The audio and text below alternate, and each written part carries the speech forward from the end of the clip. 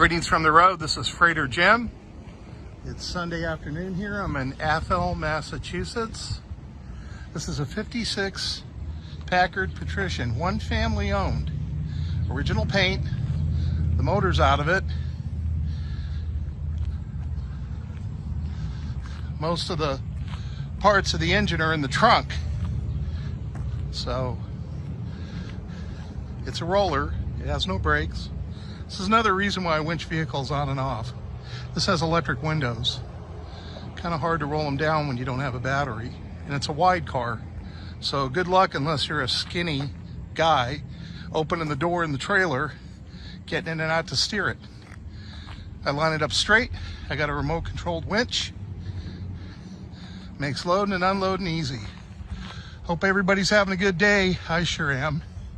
The owner of this car contacted me, I think, on Friday, and he's getting pickup on Sunday, which is not normal, but it can happen. Okay, that's it for me. Everybody, have a good day. Remember, drive safe, arrive alive. This is Freighter Jim. Talk to you soon.